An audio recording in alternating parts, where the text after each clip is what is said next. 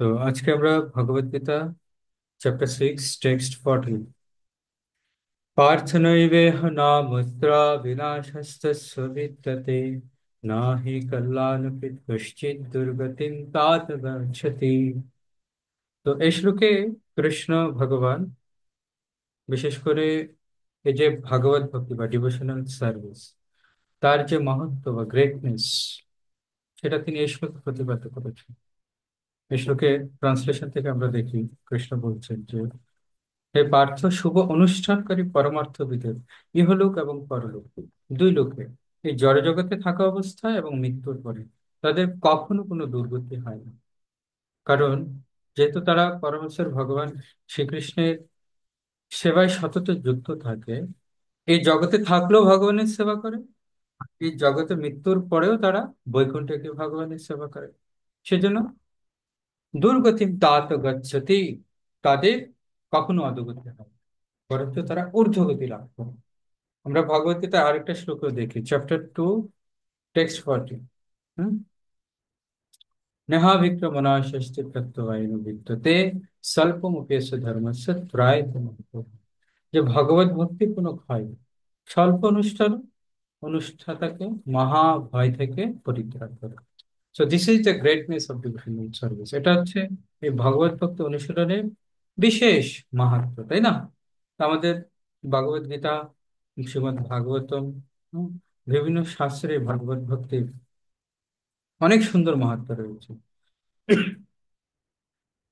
So devotional service is the best to approach the supreme personality of Godhead. অনেক পন্থা আছে, অনেক পারমার্থিক পন্থা আছে। যেমন বেদের একটা সেকশন হচ্ছে উপাসনা কাণ্ড, যেটা বিশেষ করে কর্মীরা অনুশীলন করে থাকে। এই উপাসনা কাণ্ডে বিভিন্ন দেবাদেবীর আরাধনার পন্থা নির্দেশিত হয়েছে এবং বিভিন্ন যজ্ঞের বিধান আছে। এই যজ্ঞ করলে এই ফল প্রাপ্তি হবে, এই দেবতার আরাধনা করলে এই রকম ফল প্রাপ্ত হয়ে যাবে। তো যারা কর্মকাণ্ডী, এই জড়জগৎকে সুখভোগ করার জন্য, জড়জগতে ভালো থাকার জন্য তারা বেদের উপাসনা কাণ্ড বা কর্মকাণ্ডকে তারা অনুসরণ করে থাকেন। তো আরেক ধরনের পরমার্থবাদী আছে যাদেরকে বলা হয় জ্ঞানী। তো তারা বুঝতে পেরেছে অলরেডি যে জড়জগতে সুখ ভোগ করে কোনো আনন্দ নেই, প্রকৃতপক্ষে এই জগৎটা হচ্ছে দুঃখের আলয়। এইটা তারা উপলব্ধি করতে পেরেছে, আর সেটা উপলব্ধি করে তারা এই জড়জগৎ থেকে মুক্ত হতে চায়। তো তারা মুক্তি লাভ করতে চায়, সেই জন্য তারা জ্ঞানের অনুশীলন করে। আরেক প্রকার পরমার্থবাদী হচ্ছে যাদেরকে বলা হয় যোগী। তারা হৃদয়ে পরমাত্মার ধ্যান করে, হৃদয়ে পরমাত্মার ধ্যান করে অষ্টাঙ্গ যোগ অনুশীলনের মাধ্যমে তারা হচ্ছে পরমাত্মার দর্শন লাভ করে। যম নিয়ম আসন প্রাণায়াম ধারণা ধ্যান প্রত্যাহার, প্রত্যাহার ধারণা ধ্যান সমাধি, এই সমাধি স্টেজে গিয়ে তারা হচ্ছে পরমাত্মা দর্শন লাভ করে। তো তারও এক প্রকার পরমার্থবাদী। আর সর্বশ্রেষ্ঠ যে পরমার্থবাদী, তিনি হচ্ছেন ভক্ত। তিনি হচ্ছেন ভক্ত, সর্বশ্রেষ্ঠ পরমার্থবাদী। কেন? কারণ তিনি সরাসরি প্রত্যক্ষভাবে ভগবানের সেবায় যুক্ত থাকেন। কর্মীরা উপাসনা কাণ্ড বা কর্মকাণ্ড অনুশীলনের ফলে তারা কি করে এই জড়জগতে থেকে যায়, কবু স্বর্গে কবু নরকে, এইভাবে তারা নাগরদোলার মতো উত্তোলন করতে থাকে। তারাও পরমার্থবাদী, যেহেতু তারা ভগবানকে বা ভগবানের যারা শক্তি, দেবতা, তাদের আরাধনা করে। অ্যাটলিস্ট নাস্তিক নয়। আর যারা জ্ঞানী, তারা তো বুঝতে পারলো যে জগৎটা দুঃখের আলয়, তাই তারা ভগবানে লীন হয়ে যেতে চায়, ভগবানের ব্রহ্মজ্যোতিতে তারা মুক্ত হতে চায়, মুক্তি চায়। আর যারা যোগী, পরমাত্মাকে দর্শন করতে চায়, পরমাত্মাকে দর্শন করার পরে তারপর তাদের কখনো কখনো কোনো যোগীর শরণাগতি প্রাপ্ত। কিন্তু ম্যাক্সিমাম ক্ষেত্রে যোগীদের যেটা হয়, তারা অষ্টসিদ্ধি লাভ করে থাকে এই যোগ অনুশীলনের মাধ্যমে। অর্থাৎ তারা যেহেতু বুঝতে পেরেছে জড়জগতে দুঃখ, তো ওরা কি করতে চায়, কিছু সিদ্ধি লাভ করতে চায়, যাতে করে ওই সিদ্ধির মাধ্যমে ওরা এই জড়জগতে খুব ভালোভাবে অবস্থান করতে পারে, ওদের যেন কোনো কষ্ট না হয়। যেমন পায়খানা হচ্ছে দুর্গন্ধ, কিন্তু এখন কি করা হচ্ছে, খুব সুন্দর অ্যাটাচ বাথরুম করা হচ্ছে। বাথরুমে গেলে আর ফিরে আসতে ইচ্ছে করবে না, অত সুন্দর টয়লেট। হ্যাঁ, অত সুন্দর টয়লেট করা হয়েছে। ওখানে কত রকমের সুগন্ধি, হ্যাঁ, সামগ্রী, কসমেটিক্স রয়েছে। মানে অন্য সুন্দর একটা পরিবেশ মনে হয়। এখন আধুনিক যে বাথরুম গুলি তৈরি করছে, ভিতরে খুব সুন্দর ফুলের টব রয়েছে, হ্যাঁ, খুব সুন্দর একটা এনভায়রনমেন্ট, মনে হবে না যে এটা টয়লেট। তো আরেকটা দৃষ্টান্ত এভাবে দেওয়া যায়, এই সমাজে চলতে গেলে অনেক সময় অর্থের প্রয়োজন। তো অনেক কষ্ট করে কি করা হয়, একটা ভালো অবস্থানে যাওয়ার চেষ্টা করে মানুষ, যেখানে গিয়ে অনেক অর্থ উপার্জন করে, তারপর সে জগৎটাকে সুভোগ করে, এনজয় করে। তো যোগীদের অবস্থাটা হচ্ছে ঠিক সেরকম। ওরা জানে এই জগৎটা কষ্ট, কিন্তু যোগ সিদ্ধির মাধ্যমে ওরা কিছু সিদ্ধি লাভ করে, যার মাধ্যমে ওরা যেটা চাইবে সেটাই করতে পারে। জড় জগতে থাকলে ওরা সুখ ভোগ করতে পারে। আর তার উপরে হচ্ছে ভক্ত। ভক্তের না তো আছে কোনো বাসনা, জড় বাসনা। ভক্তের একটাই বাসনা, ভগবানের পৃথিবী। সেজন্য বলা হচ্ছে কৃষ্ণ ভক্ত শান্ত, কৃষ্ণ ভক্ত নিষ্কাম, অতএব ভক্তি মুক্তি সিদ্ধি কামী, সকলে অসীম। এই কর্মীরা হচ্ছে ভক্তি, জ্ঞানীরা হচ্ছে মুক্তি, মুক্তি চায় তারা। আর যোগীরা হচ্ছে সিদ্ধিকামী, তাই তারা হচ্ছে অসীম। একমাত্র কৃষ্ণ ভক্ত নিষ্কাম, অতএব শান্ত। তো কৃষ্ণ ভক্তি হচ্ছে শান্ত, তাই না? এইভাবে আমরা দেখি এই যে ভগবত ভক্তি, কৃষ্ণ ভক্ত যেই ভগবত ভক্তি অনুষ্ঠিত করে, এটা হচ্ছে সর্বশ্রেষ্ঠ পন্থা। তো শাস্ত্রে অনেক সুন্দর দৃষ্টান্ত আছে তার। যেমন স্টোরি অফ অজামিল। অজামিল, আপনারা জানেন, যে ভগবত ভক্তি অনুশীলন করেছিল, সারা জীবদ্দশায় করেনি কিন্তু। অজামিল যেহেতু ব্রাহ্মণ পুত্র ছিল, তো ছোটবেলায় তার পিতার সাথে বিভিন্ন জায়গায় যেত। পিতা যেখানে যজ্ঞ করতে যেত, পূজা করতে যেত, হ্যাঁ, ব্রাহ্মণদের তো এরকম বিভিন্ন বাড়ি বাড়ি গিয়ে কি করতে হয়, বিভিন্ন পূজা দিতে হয়। তো ছোট ছেলে তার পিতার সঙ্গে যেত, এভাবে পিতার সাথে সেও এই ভগবত ভক্তের অনুশীলন করত। কিন্তু তারপরে যৌবনে কি হয়েছে, অসৎ সঙ্গের প্রভাবে সে পথভ্রষ্ট হয়ে যায়। তার, সে বিবাহিত ছিল, তার বিবাহিত পত্নী থাকা সত্ত্বেও সে পর স্ত্রী গ্রহণ করে, এবং এক পর্যায়ে তার পত্নীকে সে ত্যাগও করেছে। ত্যাগ করে তার পিতামাতাকেও ত্যাগ করেছে, গৃহ ত্যাগ করে। তখন সে ওই বেশ্যা শক্ত হয়ে বেশ্যাকে নিয়ে সে তার জীবন অতিবাহিত করে। তারপরে তার 10টা সন্তানের জন্ম হয়। এখন যেহেতু অজামিল তার জীবনের শুরুতে, যেহেতু সে ভক্তি অনুশীলন করেছিল, আর কৃষ্ণ যেহেতু বলছে ভক্ত, তার, তাকে যে ভক্তি করে, সেটা সামান্য টুকু ভক্তিও যদি হয়, তাতেও তার কোনো ক্ষয় নেই। তো কৃষ্ণ বৈকুণ্ঠ থেকে ভগবান চিন্তা করছে, অজামিল তো আমাকে ভক্তি করলো, তো সেই ভক্তির ফল তো তাকে দিতে হবে। কিন্তু সে যেভাবে অধপতিত হচ্ছে, সে তো আমার বৈকুণ্ঠে আসতে পারবে না। আর ভগবত ভক্তি অনুশীলনের ফলটা তো আমি একজন ভক্তকে তখনই দিতে পারি যখন সে বৈকুণ্ঠে ফিরে আসে। তো বৈকুণ্ঠে ফিরে না আসা পর্যন্ত তো আমি তাকে ভক্তি অনুশীলনের ফল দিতে পারবো না। কিন্তু সে যেভাবে অধপতিত হচ্ছে, তার তো বৈকুণ্ঠে আসার দরজাই বন্ধ হয়ে যাচ্ছে। তো ভগবান তো চিন্তায় পড়ে গেলেন। একদিকে সে ভক্তি করেছে, ভক্তির ফলটা দিতে হবে, কিন্তু আরেকদিকে সে পতিত হওয়ার কারণে ভগবানের কাছে আসতে পারছে না। তো কিভাবে ভক্তি ফল তাকে দেওয়া যায়? ভগবান তখন নারদ মুনিকে পাঠিয়ে দেন। নারদ মুনিকে পাঠিয়ে দিলেন। আর নারদ মুনি যখন তার গৃহে গেল, সেদিনই তার কনিষ্ঠ পুত্রের জন্ম হয়েছে। আর নারদ মুনি ওই পুত্রের নামকরণ করেছিলেন নারায়ণ। অন্যান্য পুত্রদের নামকরণ অজামিল ভগবানের নাম অনুসারে করেন। এই কনিষ্ঠ পুত্রের নামকরণ নারদ মুনির নির্দেশে অজামিল নারায়ণ রেখেছিল। আর আপনারা দেখবেন ছোট ছেলে মেয়েদের প্রতি পিতামাতাদের আদর স্নেহ ভালোবাসাটা একটু বেশি থাকে। তো অজামিল সারাক্ষণ ওই ছোট নারায়ণকে নিয়েই ব্যস্ত থাকে। তো সবসময় নারায়ণ নাম তার উচ্চারণ হতো, যেটা হচ্ছে নামাভাস। এইভাবে নামাভাসের মাধ্যমে ধীরে ধীরে সে পাপ থেকে মুক্ত হতো। আর অন্তিমে মৃত্যুর সময় যখন যমদূতরা এসেছিল, তো নারায়ণকে সে ডেকেছিল, যদিও সেটা পুত্র নারায়ণ ছিল। কিন্তু কি হলো, সে মৃত্যুর সময় ভগবান নারায়ণকে স্মরণের ফলে, যদিও সেটা তার পুত্রের নাম ছিল, কিন্তু নামাবাসের ফলে সে তৎক্ষণাৎ সমস্ত পাপ থেকে মুক্ত হয়ে যায়। এইভাবে অজমির যৌবনে যদিও এক বেশ্যার প্রতি আকৃষ্ট হয়ে অধঃপতিত হয়েছিল, কিন্তু পরবর্তীতে অজমির কি হলো, ভক্তি অনুশীলনের ফল নারদ মুনির কৃপায় প্রাপ্ত হয়েছিল। এবং তখন অজমিল কি করেছে, এই বিষ্ণুদূত আর যমদূতের কথোপকথন শুনেছে। তখন যমদূতরা সেখান থেকে চলে যায়, বিষ্ণুদূতরা অজামিলকে আশীর্বাদ করে। তখন অজামিল তখন হরিদ্বারে চলে যায়।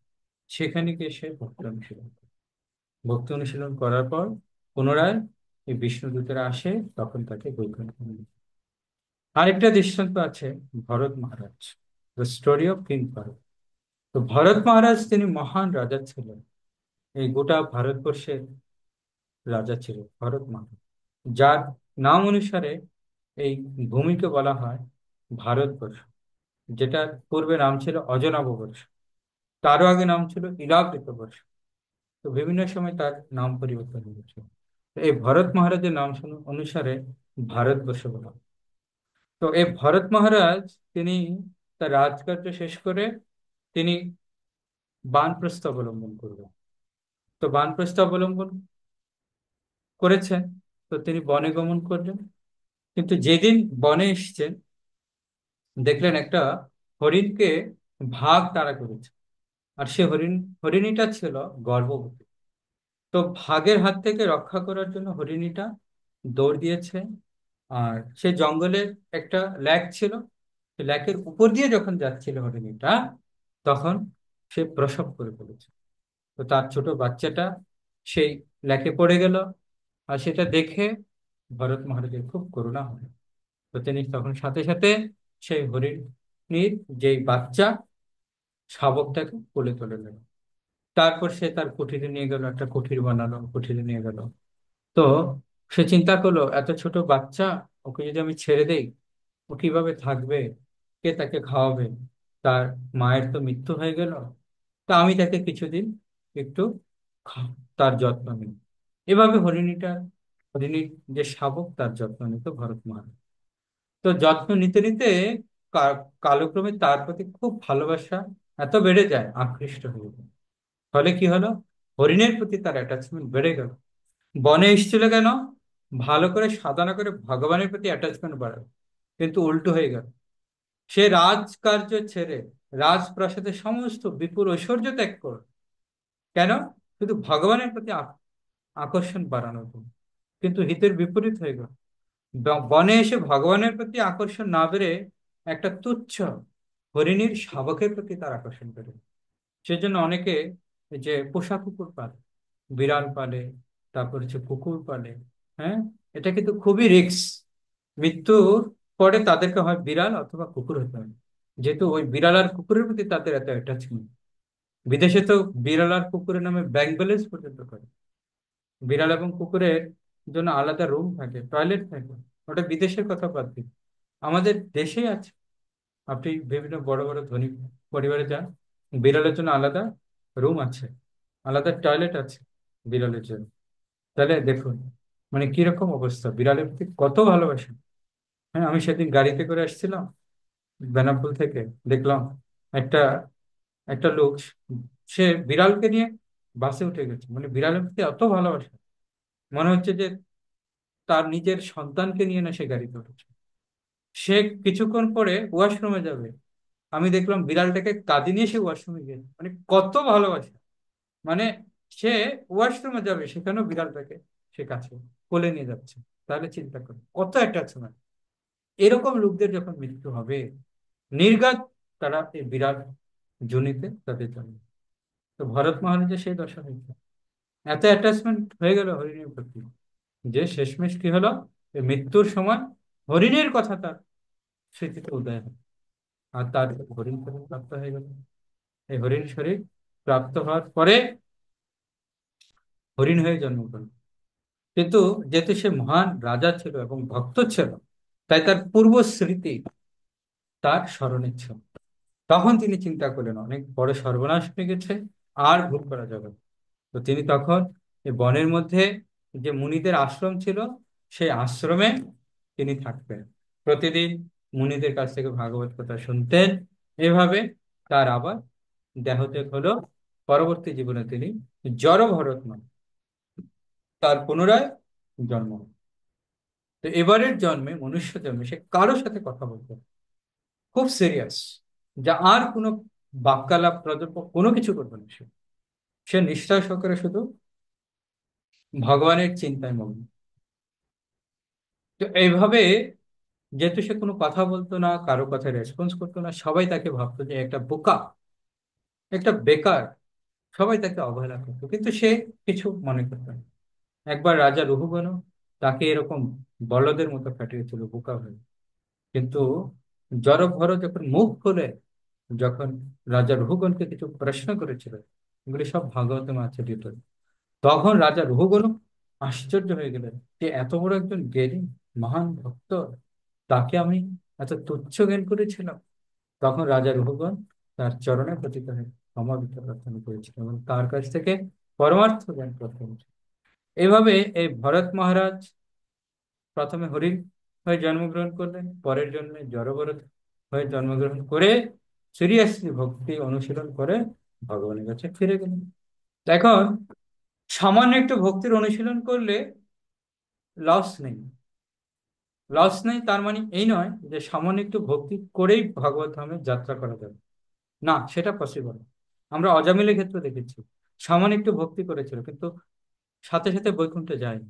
বিষ্ণুদূতেরা তাকে সুযোগ দিয়েছিল যে তোমাকে আমরা এই মুহূর্তে নিচ্ছি না, তুমি যাও হরিদ্বারে গিয়ে তপস্যা করো, ভক্তি করো, তারপর তোমাকে নেব। তো পুনরায় হরিদ্বারে গেল, ভক্তি করলো, তারপরে গেল। একইভাবে জড়ভরত, জড়ভরত পুনরায় আবার এই যে এই ভরত মহারাজ পুনরায় আবার জড়ভরত রূপে জন্মগ্রহণ করলো, পুনরায় ভক্তি করলো। তারপর ভক্তি যখন কমপ্লিট হলো, তারপরে ভগবানের কাছে ফিরে গেছে। তো সেই জন্য খুব সিরিয়াস না হলে কেউ ভাগবতমে যেতে পারে না। এই যে জড়ভরত, সে যখন বুঝতে পারলো যে আমি কত বড় একটা মিস্টেক করেছি, তার পরের জীবনে নো টাইম ওয়েস্ট, একদম সিরিয়াসলি সে ভক্তি করে চলে। আর যার জন্য এই জীবনে সে ভক্তি অনুশীলন করে ভাগবতম চলে গেছে। তো আমরা গুরু কৃপা পেয়েছি, বৈষ্ণব কৃপা পেয়েছি, শাস্ত্র কৃপা পেয়েছি, কত সাধুদের কৃপা পেয়েছি, কিন্তু তারপর আমাদের ভক্তিতে স্পিরিট আসে না। মানে আমাদের পূর্ণ বিশ্বাস নেই, আমাদের সিরিয়াসনেস আসে না। সেজন্য আমাদের যে ভগবত ধামে যেতে কত কোটি জন্ম লাগবে আমরা নিজেরাও জানি, যেহেতু আমরা সিরিয়াস নই। তো সেজন্য যে যত সিরিয়াস, সে তত দ্রুত ভাগবত ধামে যাবে। এটা ডিপেন্ড করে তত্ত্বের উপর। তারপরে আরেকটা, আরো উদাহরণ আছে, যেমন আরেকটা দৃষ্টান্ত হচ্ছে গজেন্দ্র। এই গজেন্দ্র পূর্ব জীবনে ইন্দ্রদুম্ন মহারাজ ছিলেন। তো ইন্দ্রদুম্ন মহারাজ ছিলেন কোন একটা কারণে অগস্ত্য মুনির দ্বারা অভিশপ্ত হয়ে সেই গজ শরীর বা হাতির শরীর প্রাপ্ত হয়েছে। কিন্তু প্রাপ্ত হলেও সে তো পূর্ব জীবনে ভক্ত ছিল, তো তার স্বীকৃতিটা রয়ে গেছে। তো একদিন তিনি জলে স্নান করতে গিয়ে এরকম কুমিরের ফাঁদে পড়ে গেছে। তো কুমির কিছুতেই ছাড়ছে না গজেন্দ্রকে। তো সেই মুহূর্তে গজেন্দ্রের পূর্ব জীবনের স্মৃতি মুখস্থ হচ্ছে। পূর্ব জীবনে যে সে ভগবানের ভক্ত ছিল, খুব সুন্দর উত্তম শ্লোকের দ্বারা ভগবানকে আরাধনা করত, সেই স্মৃতি তার উদিত হয়ে গেছে। তখন সে এই সরোবর থেকে একটা পদ্ম নিয়ে ভগবানকে সে মানুষে অফার করে। তো ভগবান গরুর দেবের পিঠে চড়ে তখন তাকে রক্ষা করলেন। তো দেখুন, পূর্ব জীবনে ভক্তি করেছে, কিন্তু অধপতিত হয়েছিল অগস্ত্য ঋষির অভিশাপে। কিন্তু তারপর ওই ভক্তি, পূর্বজীবনের ভক্তি তাকে কি করলো, পুনরায় এই জীবনে তাকে রক্ষা করলো। কোনো হাতির মাথায় এরকম বুদ্ধি আসবে যে সরোবর থেকে পদ্ম ফুলে ভগবানকে অফার করি? না, একমাত্র ওই যে পূর্বজীবনে ভক্তি করেছিল, ওই শক্তির ফলে তার স্মৃতিপটে এরকম বুদ্ধি জাগ্রত। কেন? কারণ কৃষ্ণ বলছে যে তেসাম সতত যুক্তানাম ভজতাং প্রীতি পূর্বকম দদামি বুদ্ধি যুব, যে আমি বুদ্ধি দান। তো ভক্তি অনুশীলন করার এটাই হচ্ছে কোনো না কোনো ভাবে কৃষ্ণ কৃপা করে, যাতে অ্যাটলিস্ট তার কাছে ফিরে আসে, তাই না? আরেকটা খুব চমৎকার দৃষ্টান্ত হচ্ছে চিত্রকেতু চিত্রকেতু মহারাজ। তার অনেক পত্নী ছিল, অনেক ঐশ্বর্য ছিল, কিন্তু হৃদয় মনে সুখ ছিল। কেন? যেহেতু তার কোনো সন্তান ছিল, বিশেষ করে তার কোনো পুত্র সন্তান ছিল। পুত্র পুত্র সন্তানকে কোনো সন্তানই ছিল। তো নারদ মুনি একদিন এরকম হচ্ছে পুলস্ত্য ঋষিকে নিয়ে সেখানে আসলেন। তো দেখেন যে রাজার মন খুব বিষণ্ণ। জিজ্ঞেস করলেন যে আপনার মন এত বিষণ্ণ কেন? তো চিত্রকেতু মহারাজ সবকিছু খুলে বললেন যে আমার একটা সন্তান চাই। তো নারদ মুনি বললেন, দেখুন, আপনার আসলে আপনার সেরকম কোনো পুণ্য নেই যে আপনি সন্তান লাভ করতে পারেন। তো অনেকের, যাদের সন্তান হয় না, বুঝতে হবে যে সেরকম কোনো পুণ্যের অভাব রয়েছে, যার জন্য সন্তান প্রাপ্ত হতে পারছে না। তো নারদ মুনি বললেন যে আপনার কোনো পুণ্য, সেরকম কোনো পুণ্য নেই যার জন্য আপনি সন্তান প্রাপ্ত হচ্ছেন। সো নো ম্যাটার, আপনি ওটা নিয়ে কোনো দুঃখ পাবেন না। আপনি ভালো করে ভক্তি করুন, ভগবানের কাছে ফিরে যান, আর এই জড়জগতে লিপ্ত হওয়ার দরকার নেই। কিন্তু না, চিত্রকেতু মহারাজ বললেন যে না, আপনি একজন মহান ঋষি, মহান যোগী, আপনি আমাকে আশীর্বাদ করলে আমি অবশ্যই সন্তান প্রাপ্ত হতে পারবো। আমার যদি পুণ্য নাও থাকে, কিন্তু আপনি যদি আশীর্বাদ করেন, তাহলে আমি অবশ্যই পাবো। তো নারদ মুনি দেখছে বেচারার খুব খারাপ অবস্থা, সন্তান চাই, লাগবেই তার। তখন নারদ মুনি বাধ্য হয়ে তাকে আশীর্বাদ করবে যে ঠিক আছে, তুমি যেহেতু এত করে বলছো, ঠিক আছে, আমি তোমাকে আশীর্বাদ করছি, তোমার একটা পুত্র হবে। কিন্তু মনে রেখো, এই পুত্র তোমার সুখ এবং দুঃখ দুটোরই কারণ হবে। তো রাজার পাত্তা দিলেন না, সুখ আর দুঃখ দুটো কারণ হবে, তাতে ক্ষতি কি, একটা পুত্র তো লাভ হবে। তো যথাসময় কি হলো, তো এই চিত্রকেতু মহারাজের পুত্র হলো। তো তার তিন কন্যা ছিল, তো তিন রানী ছিল। তো তো ছোট রানী থেকে সেই সন্তানকে লাভ করেছে। তো এখন সন্তান পেয়ে খুব আনন্দে মত্ত। আর ছোট রানীর থেকে প্রাপ্ত হয়েছে। তো তো সবসময় রাজা ছোট রানীকে নিয়ে ব্যস্ত থাকতেন, ছোট রানীকে নিয়ে এই সন্তানকে নিয়ে ব্যস্ত থাকতেন। তো বাকি দুই রানী ভাবলো কি ব্যাপার, এই সন্তান আসার আগে তো রাজা আমাদের তিন রানীকেই সমানভাবে ভালোবাসত, আর এখন দেখছি ছোট রানীকে ছাড়া সে আর কিছুই বুঝে না, আমাদেরকে আর কোনো কেয়ারই করছে না। এই সন্তানই দেখছি সবকিছুর মূল কারণ, এই সন্তানের কারণেই দেখছি এখন আমরা অবলোক। তাহলে এই সন্তানটাকে আমরা মেরে ফেলবো, যাতে করে আমাদের মধ্যে, আমাদের রাজার কাছ থেকে আর এরকম অবহেলিত হতে না হয়। তো ওরা কি করলো, সে সন্তানটাকে বিষ প্রয়োগ করে মেরে ফেললো। রাজার জীবনে আবার দুঃখ আসলো, আবার কান্না শুরু করে দিল। হ্যাঁ, এ কি হলো, অবশেষে একটা পুত্র প্রাপ্ত হলো, সেটাও মরে গেল। তখন আবার নারদ মুনি এলেন। নারদ মুনি বললেন যে দেখো, আমি তো আপনাকে বলেছি এই সন্তান আপনার সুখ এবং দুঃখ দুটোরই কারণ, কিন্তু আপনি তো শুনেছিলেন না, আপনার সন্তান চাই। তখন নারদ মুনির পায়ে পড়ে বললেন যে না, আপনি কৃপা করুন, আমার সন্তানকে জীবন দান করুন, আপনি যে কোনো কিছু করতে পারেন, প্লিজ আমার সন্তানকে ফিরিয়ে দিন। তখন নারদ মুনি সে সন্তানের মাথায় হাত রেখে বললেন যে হে বৎস, তুমি কেন তোমার পিতা এবং মাতাকে ছেড়ে চলে গিয়েছো? দেখো, তোমার পিতা তোমার সুখে কত রোদন করছেন, তুমি আসো, ফিরে আসো। তখন সত্যি সত্যি সেই স- সন্তানটি আবার জীবিত হয়ে গেল। সে বিছানা থেকে উঠে নারদ মুনিকে প্রশ্ন করল যে আপনি আমার কোন জন্মের পিতা এবং মাতার কথা বলছেন? আমার তো অনেকবার জন্ম হয়েছে, কত জন্মে কত পিতামাতা আমি প্রাপ্ত হয়েছি, তো আপনি কোন জন্মের পিতামাতার কথা বলছেন? আর এটা শুনেই চিত্রকেতু মহারাজটা একেবারে স্তম্ভিত হয়ে গেল। এটা আশ্চর্য ব্যাপার। তখন তার হৃদয়ে এই আত্ম তত্ত্ব জ্ঞান ঢুকেছিল। তখন সে সন্তানটা নারদমুনির কাছে বলল, দেখুন আমি শত শত জীবনে শত শত পিতামাতা প্রাপ্ত হয়েছি, তো এখন আমি ভগবান, যিনি হচ্ছেন আমার পরম পিতা, তার কাছে আমি যাত্রা শুরু করেছি। কৃপা করে আপনি আমাকে যেতে দিন, আপনি আমাকে পুনরায় আর ডাকবেন।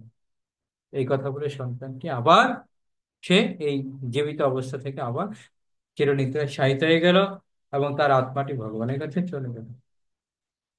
তো এর মাধ্যমে চিত্রকেতু মহারাজের মধ্যে বৈরাগ্য আসে। তখন তিনি নারদ মুনির কাছ থেকে মন্ত্র দীক্ষা প্রাপ্ত হয়ে তিনি তখন ভক্তি অনুশীলন করেন, এক মহান ভক্ত হয়ে গেলেন। এবং যার ফলশ্রুতিতে তিনি অনেক শক্তিশালী হয়ে গেলেন। তিনি গন্ধর্বদের রাজা হয়ে গেলেন।